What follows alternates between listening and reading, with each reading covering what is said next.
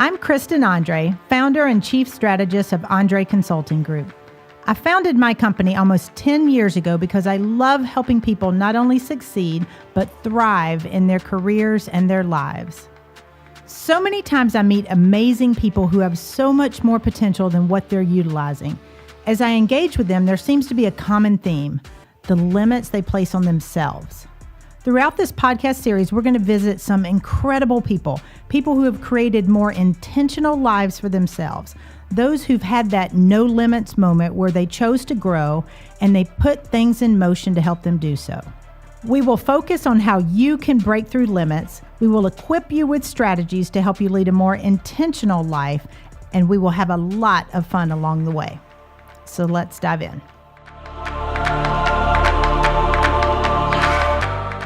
Hello, everyone, and welcome to No Limits with Kristen Andre. We are here with Amy Nelson of Style Design, who is a stylist and wardrobe consultant. And I'm excited to have you here. I was a little nervous getting ready today because I was like, all right, what am I going to wear? What am I going to wear? And of course, I referred to my black color palette that I'm always in. You see that I did not. You did not. You look fantastic. For those of you guys listening on iTunes and not seeing us on Facebook Live, Amy, of course, looks fantastic, which is part of her brand. So welcome to the show. Thank you so much. Excited to be here. Good. Why don't we start by tell us a little bit about your background, because you've got a pretty cool and interesting background. An interesting, varied background. Yeah. Again, I'm just really thrilled to be here. Thanks for letting me a part of all of this. I've always wanted to be in fashion, but the beginning was that I was actually a ballerina, classically trained. I trained on scholarship at Joffrey Ballet, which is now based in Chicago, but it was in New York at the time. I really wanted to be a ballerina, much to the chagrin of my headmaster where I went to school, but spent a lot of time in the ballet studio and unfortunately, have a wonderful discipline, perfectionist frame of mind. That's a hard sport. That's a tough one. I have a good friend whose daughter is, I guess she's 13 or 14 now, living in New York, and the training she does is just intense. I mean, she's a beautiful dancer, but just intense. Well, I mean, I think the ballet world is something that I just wholly respect, and I'm still very involved in and with. So, but I set aside those big dreams and decided to go into the fashion business after I graduated from college, and I started with the iconic fashion house Chanel. Was very fortunate to get a job as an accessories coordinator with Chanel in New York, and spent 2.5 years traveling the country and learning all about their accessories. This was in the late 80s when Chanel was still a kind of a quiet storm, and Karl Lagerfeld had just started his brand and in terms of being their designer. And then was wooed away by Paloma Picasso's daughter, Paloma Picasso, and ran her accessories business in New York and launched her second line called By Paloma, which was a secondary line. It was a second line for her handbag collection. And then I was getting married and moved to Atlanta and thought, how am I going to translate my whole brand down in the Southeast? And was very fortunate to be very connected with Saks Fifth Avenue, and at the time Michael Aquino, who was the store manager and had been an iconic person at Saks Fifth Avenue for years, he hired me to start the personalized shopping service at Saks that had been based in New York and Boston called the Fifth Avenue Club. So I was kind of a youngster to be subjected to that kind of responsibility, but I started that service, and I'll go back and say 1992. That dates me, but did that and ran it for 8 years and left after my son Teddy was born, and decided to take a little time and take stock and see kind of how my experience could be translated out of the retail industry. So it's an interesting. I love fashion, and I'm assuming a lot of the people that listen do. A lot of people don't, but regardless of if you're a fashion fan or expert, everybody's got to get dressed and look good. It's all about your brand, and it's something that I've really tried to make something that's so a key component to my company now, the personal brand piece. And it's taken a long time to have that evolve, because I think personal branding, the visual brand, executive presence, however you want to kind of describe it, has really kind of evolved over years. And I think that is such a very, very key component to how I run my business and how I really kind of service my clients, is that authentic piece to build that personal brand so that you're just being the best that you could possibly can be. And, I feel like the personal branding, I love personal branding. I think the authenticity and letting yourself be you is huge. And that was one of the things I thought was really interesting when I first met you is while it is still about the wardrobe, the clothes, the style, how you fit, you're more about how you feel. Oh, there's no doubt. And what it brings out in you. No doubt. That actually, to me, the journey, it's such a personal journey when clients and I work together. It's just a long process, and it's something that I take very personally. The personal brand piece really kind of evolves as a relationship grows between client and consultant. Right. And I really love that journey because many times it's very emotional. It can be transformative. And at the end, when I hear clients say, I just spoke in front of 5,000 people, or my wedding was a day that I felt my best. It's really about being your best, and whatever best is doesn't matter. It is your best. It's nobody else's best. Right. And I think helping people figure out what that is for them. Correct. And that's something I didn't realize. I do that a lot in business. So with my coaching clients, we're figuring out, all right, how does your business look like you and reflect you and represent your brand? But when it comes to presence and executive presence, or whether you're speaking in front of a boardroom, speaking in front of 10,000 people, or just showing up at your place of employment, how you feel when you get there is going to say a lot. And it's very powerful. And I think people underestimate, it doesn't matter what level of business you're in. When you step to the plate, when you walk in feeling 100%, it is very powerful. Right. And I love that, because when I can empower a man or a woman to be their best when they walk in the door, the visual piece is just part of the pie. And to me, it really can take somebody from feeling good to feeling unbelievable and very, very empowered when they step through the door. So, and I think that's huge, because when I think of people who, because you're fortunate to work with a lot of C-suite executives. You have a lot of high-end clients, which is fantastic. And that's typically who I think of when I think, they have a personal stylist. But you also have what I would call the normal people, the ones that are like, I have a corporate job and I want to feel good when I get there, or I'm going for a promotion and, I really want to keep moving up. But letting people feel good in their own skin. And I think it seems back in the day when I started my business, I think that the concept of having a personal stylist or a consultant was something that it was not attainable. And I think it really depends. If you had $100 and you decided what you wanted to spend it on, that wouldn't be part of it, And I think that everyone decides what's important to them. I think that, to me, I think that people set aside this because it's an investment in themselves. Right. And, I think that they take it seriously, and it's not about that they're obsessed with themselves. They just don't have the time.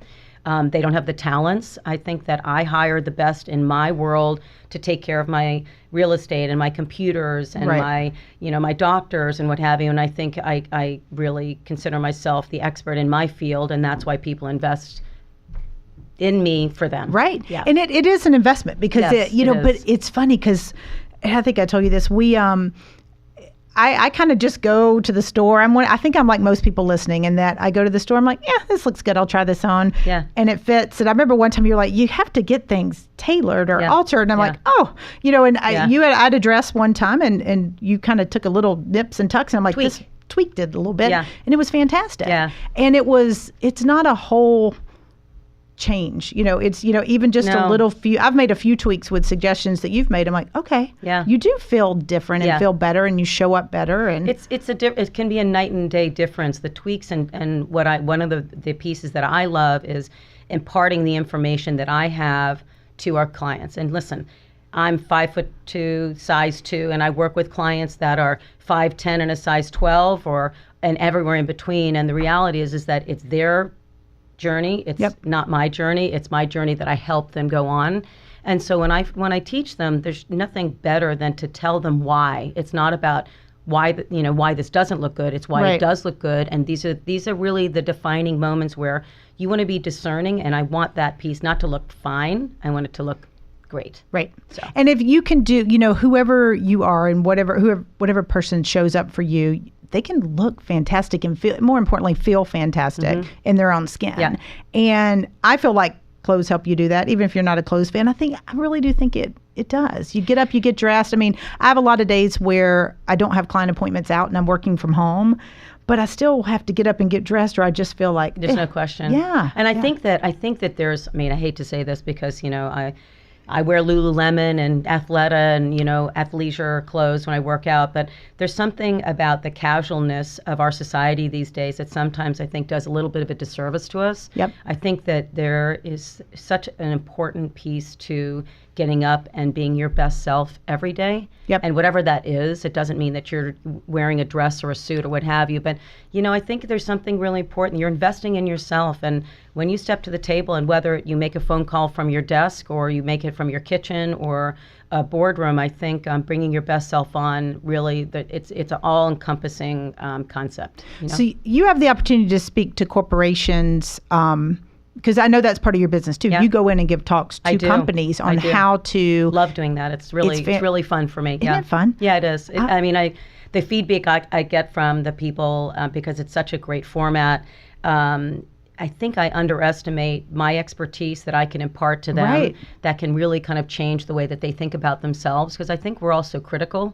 We're so critical of each other, of ourselves, and that's something that we need to be kinder and gentler. Yeah, it's just it is. And when a company, I love the companies that will invest in their employees and let them, because that's a big thing. And I know when you speak, it's on enhancing I think you call it enhancing the visual component of your personal brand. That's exactly right. Yes. And to the extent that anybody or any company is willing to invest, that's a win-win for the company. It is, and I think that whether it's a women's group or it's just they want to. Somebody said, I want to kind of tweak my look, or I'm up for a promotion. I work with a lot of executives in that arena, and when they really want to invest in themselves and the company wants to invest in themselves, I think that must make that employee feel really good. It's got to say they care. About me. Yeah. Because I know when I do a lot of speaking at companies as well, and it's the employees always feel good. They know when the company is investing in them and trying to better them. And while we don't really think of, or I had not really spent a lot of time thinking of how much the visual aspect plays into society. Unfortunately, I speak to this with my seminars. Jeffrey Pfeffer wrote the book called Power, and there are measured statistics that within seconds, milliseconds, and when you meet somebody, there's that first impression that is made. And typically that first impression sticks, and it actually can predict future, future opinions of you just by that first impression. So wouldn't you want that first impression to be a good one? To be a good one. Because if it wasn't, or indifferent, that would be kind of an unfortunate kind of situation. So for me, I think that first impression, and especially I'm in a very visual business, is that I just try to make it the best and the most authentic, because, when you want to come across as real. Absolutely. Absolutely. And we're going to take a short break. And when we come back, we're going to dive into that a little deeper. What I'd like to talk about is how we can do that, and how especially some of the younger people, because I know we both have those high school, college age kids that we're like, all right, this is something for everyone. So and it should start early. It's our job as parents to empower our kids to start that branding process. And it sounds that it's so kind of about the me world. It's not about that. It's just about wanting to be the best you. The best you. Yep. So when we come back, we're going to talk a little bit more with Amy Nelson about exactly how we can do that. That's great. We'll be back in just a second. I look forward to it. Yeah.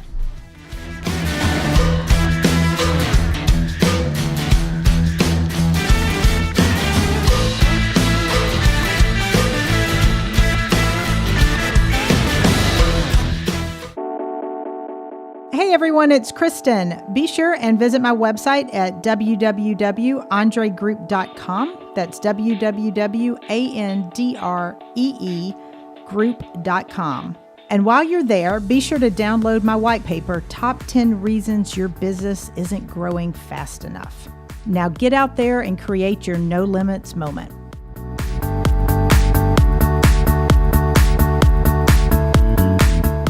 Welcome back, everyone, to No Limits with Kristen Andre. We are here with Amy Nelson, stylist and owner of Style Design.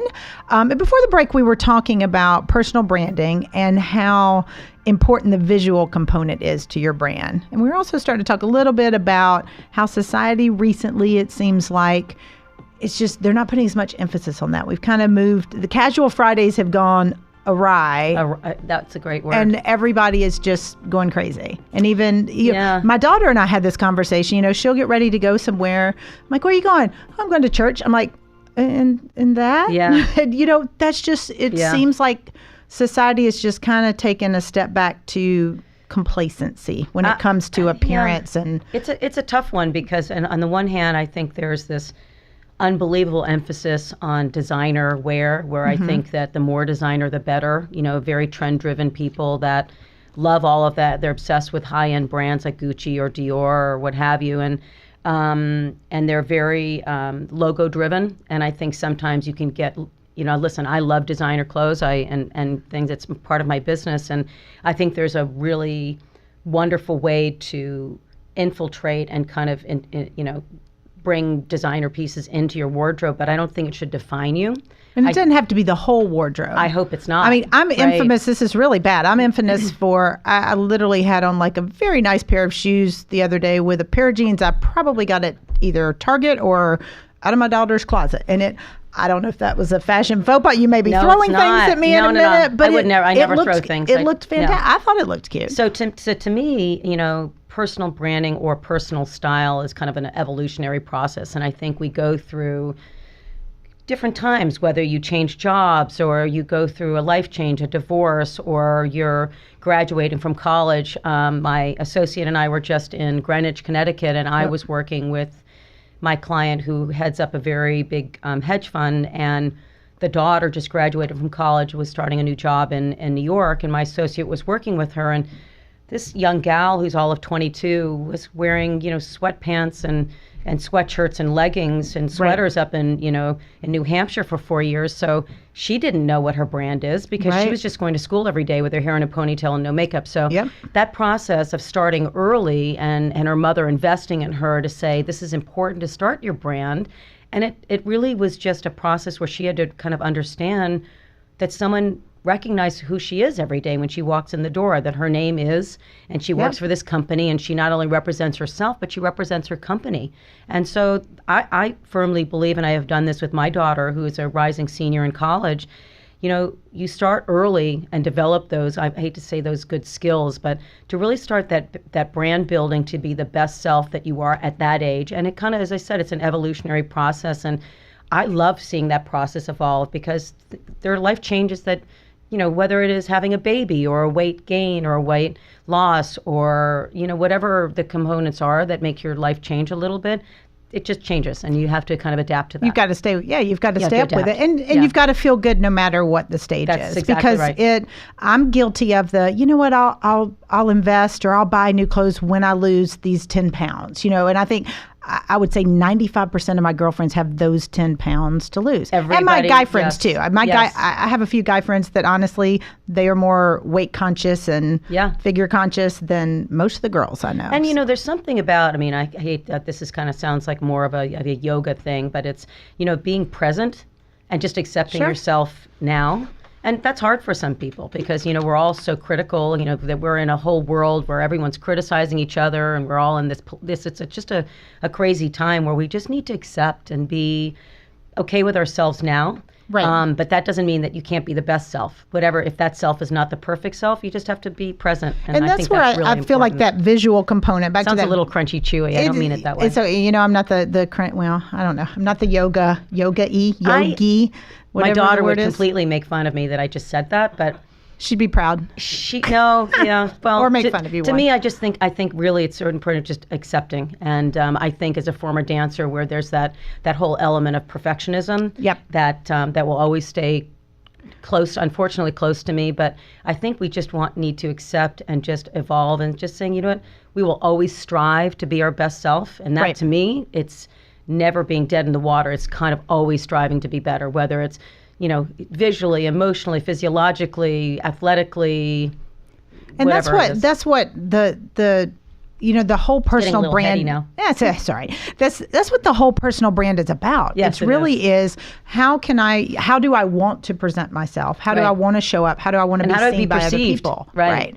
Because your brand is, the goal with the brand is that you're helping develop it, right, as opposed to other people developing it for you or coming up with it. So if I'm walking out of the house every day looking like a hot mess, I've got a brand, and it may not be the one I wanted. Right, so it does play, and we were talking about kids and the daughters earlier. My oldest is a rising sophomore in college, and we've had this discussion because she and I feel like I don't know if it's the generation or what, but she'll make comments like, it shouldn't matter what I wear. It shouldn't matter and my response to her is always, it shouldn't, but it does.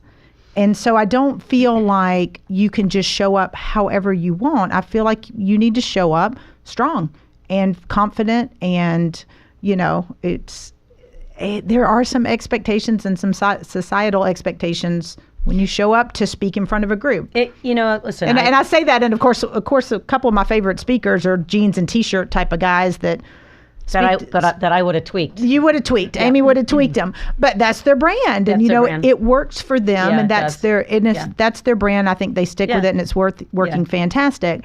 And I can think of two guys that I think are fantastic, business minds, but that's just their brand, and it's very authentic to them. Well, and listen, I think there's something to be said about that. I think that we're trying to develop, or we are developing a society that's more accepting. Politically, we're not quite there. Politically, let's not go there. Yeah.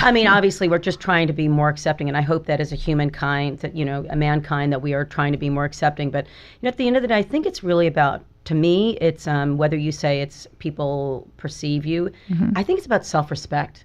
To me, sure. I think the brand, a lot of it is about self-respect and liking oneself. And again, wow, we're really getting kind of heady here. But to me, you're going to get crunchy chewy again. Crunchy chewy, I know. Sorry, but as a parent of two kids, my son is 18 and my daughter's 21. My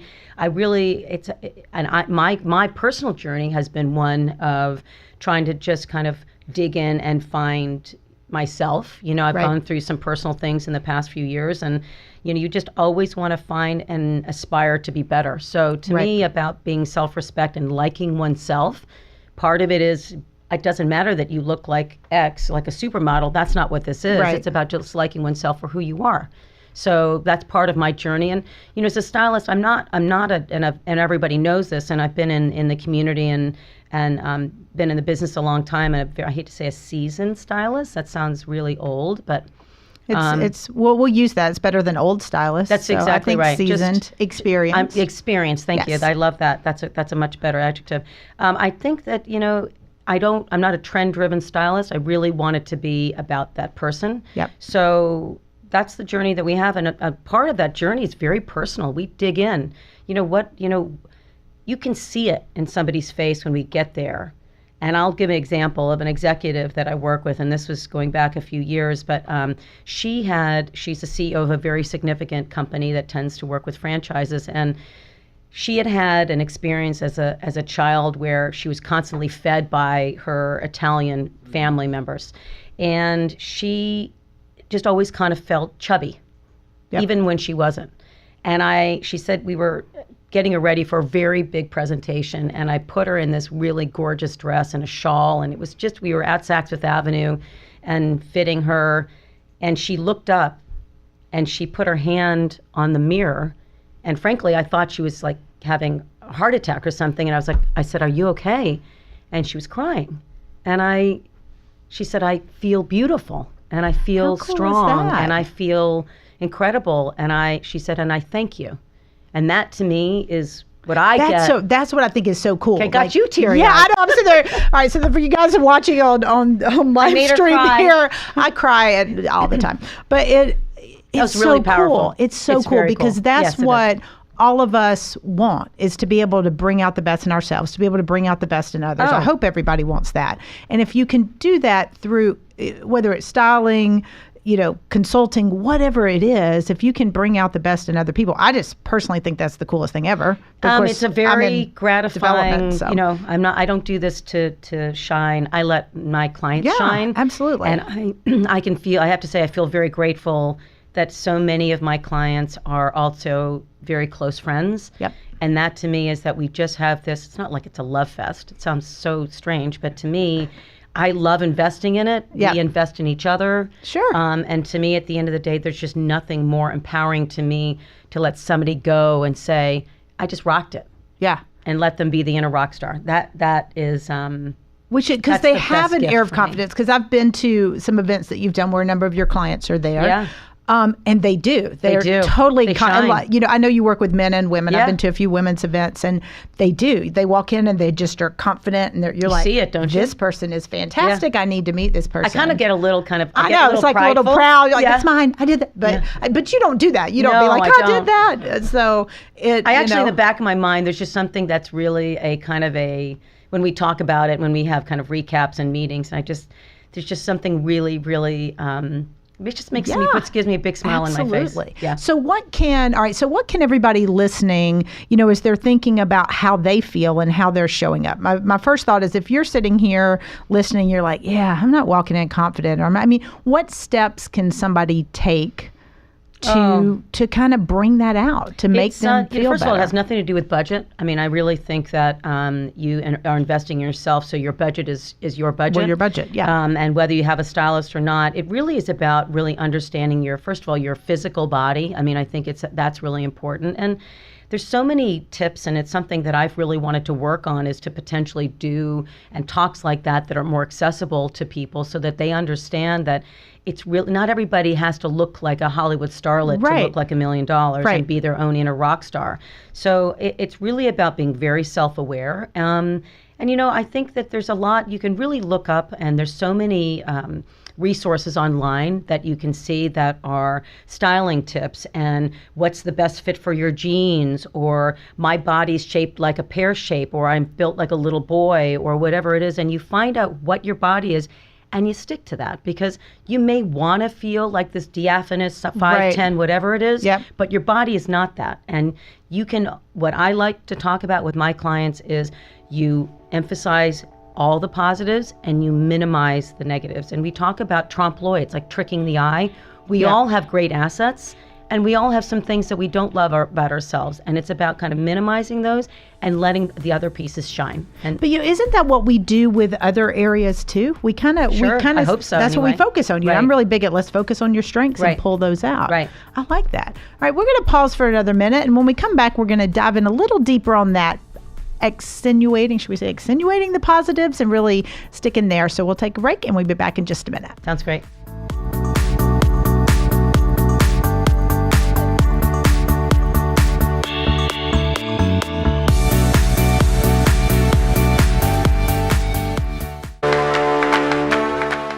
Hey everyone, check out my podcast, No Limits with Kristen Andre, on Tuesday nights at 7:30. We will tackle the things holding you back and the limits you set on yourself, and equip you with some strategies to lead more intentional lives. Podcast launches every Tuesday at 7:30 p.m. on facebook.com/Andre Group. That's facebook.com/ANDREE Group. We'll see you there.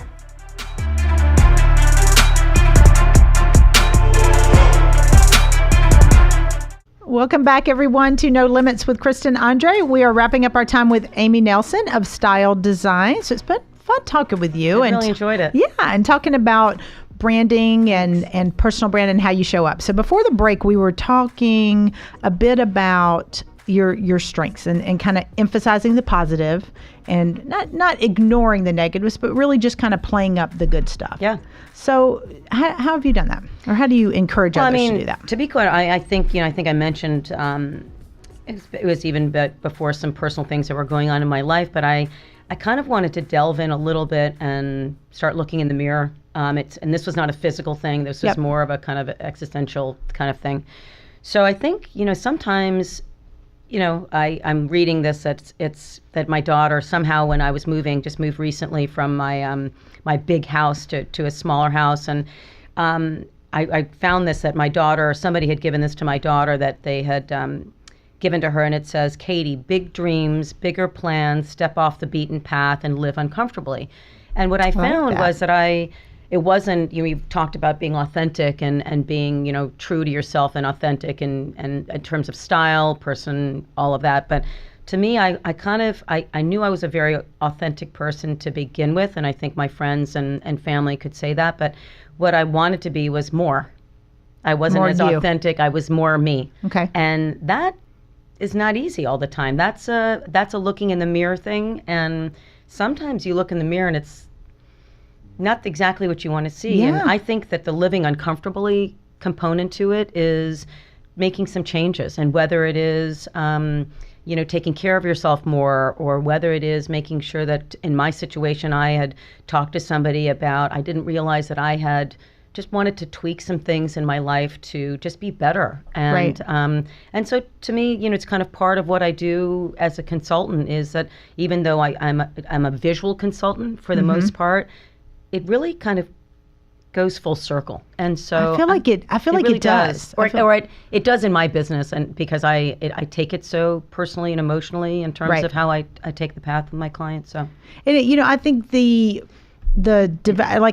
love personal and professional development, business development. That's my business. Right. And you're right. You've really got to take a look at, hold the mirror up. I tell clients all the time, my job is to hold the mirror up, and let's figure out what do we need. Yeah. What do we need to do? And if you're coming at from a position of caring and love and understanding and wanting somebody to grow, that's easy to do. But so I can hold the mirror up to friends or clients and say, hey, we need to take a look at this. Mm-hmm. Let's dive in here. Yeah.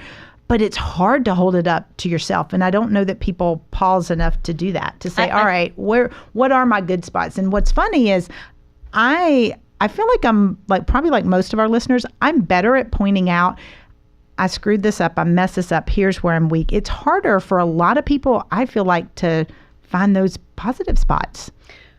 Yeah, I think it's it's an interesting balance. I think it is, when you look in the mirror, it is ownership. Yep. And I think ownership plays itself into a lot of different ways. And, obviously we're kind of going off path a little bit, but to me was about, I didn't want to stay stagnant. My business was it was very healthy. Mm-hmm. I had developed a really nice business, but I needed to kind of hold my nose and take a leap. 18 months ago, took on a consulting piece at the Shops Bucket Atlanta. So now, as part of my growth of my company, I took on this consulting role at the shops to start their personal shopping services, and that was a big risk for me. Yep. And it's been a really great experience of having that community in addition to my consulting, my consulting company. So I think looking in the mirror is always evolving to be that better self, and finding that trajectory is constantly on the uptick and not going sideways. And certainly we don't want to go down. But looking in the mirror for me was a really personal experience, kind of painful sometimes, actually. Yeah. I know that sounds kind of depressing, but actually at the end of the day, it's been kind of enlightening. I've really actually enjoyed it and come out the other side feeling kind of, I want to say unscathed, but just better. But the mirror, happier. The mirror can be a good thing. We don't need to be scared of the mirror. The mirror can be a good thing, both to help you identify the areas that we need to focus on and need to work on that might need some tweaking. Yeah. And also to appreciate, like I said, those positives. Some of your clients, you mentioned a number of the clients you've styled before, they aren't supermodels. They're not looking, but to understand, you guys you have really good traits. You have beautiful qualities, and let's put those on display. And it's funny, it does take, and I think that there's a trust factor that the relationships that I develop with my clients, that I'm not just going to tell them that for lip service. Right. That I have skin in the game because I care. It's like an emotional, obviously I'm a hired consultant, but to me there's something really great when a client will say, God, that just makes me feel really good that you said that. Yeah. And they know that I'm not full of BS. They know that this is an authentic thing, that when I say it, let me just tell you why you look great. Yeah. When you look in the mirror, you look amazing. And I think a lot of the times that they realize as most people know, and if they do know me, have a little bit of energy. And I would say that's a fair statement. I think so. And so I don't drink coffee. So I think that when I impart to my clients why I think they look so great, they kind of know that that's a little insurance policy, that there's somebody in the back of their shoulder saying, you know what, rock on. You look doing incredible. Awesome. Yeah. So and I feel like gives we them need empowerment. that. Everybody needs that. Of course they do. But I want to go back to what you said, because I mentioned you before, and for those of you guys who listen frequently, at the end of every episode, we issue a challenge to our readers. Are we reading this now? We issue a challenge to our listeners. I did read that. We may have to transcribe here. That we want them to help grow and push through the limits that they may have for themselves. Yeah. And we've set up a cool Facebook page. It's #NoLimitsMoment. So we always ask people to go there. But we want people to take what we've talked about today and use it for good. Use it to help push past limits. So I'm really interested to the living uncomfortably. I love that phrase. Well, it's funny. I'm a Buckhead Church gal, and that's been part of my journey as well. And one Andy Stanley, who I think is just such an incredible speaker. He's a great speaker. He talked a lot about, it's very similar to this piece that I just told you about, what my daughter had been given, is about your hold your nose moments where you just have to take those risks. And whether it is, looking in the mirror and wanting to be your best self, or taking that class that you want to learn Italian because you do. She's saying this because I'm learning Italian, folks. Did I tell you? I didn't tell you this? I didn't know that. Oh my God, that's too funny. That is very funny. That actually was my leap recently, because I had a challenge to learn something new, and I'm learning Italian. Well, I have a very good friend, and I won't mention her name online, but she is taking a very big risk and moving out of New York City and moving to Italy for 2 months, and then becoming a ski instructor for the season before she embarks on her next executive. And she's one of the top executives and one of my best friends and clients. And so I think if I could impart to the readers, listeners, people that are watching, whatever, is just to take those. I think whether it's in relationships or wanting to be your best self, or, as you said, there are people that don't want to hire a stylist because they're 20 pounds overweight. You know what?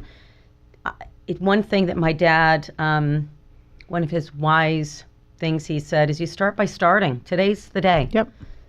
Start by starting. I love it. So, live uncomfortably. I think that sometimes if you always live where it's comfortable, you're not growing. Growth doesn't happen in the comfort zone. Yeah, I think so. So I don't know, that we got a little heady in this. But that's okay. We like it. We like doing that. But I feel like that is a fantastic, fantastic challenge. So live uncomfortably. Take the leap. So to everybody listening, step off the beaten path. Step off the beaten path. So for everybody listening and watching, thanks for being with us today. Make sure to go to our page, #NoLimitsMoment, and join us. And we're going to learn and teach you how to live uncomfortably. We'd love if you share what you did to take the leap. So until next time, keep pushing past those limits. And Amy Nelson, thank you so much for being here. Have a great day. Thanks for having me. Have a good one. Loved it. Thanks.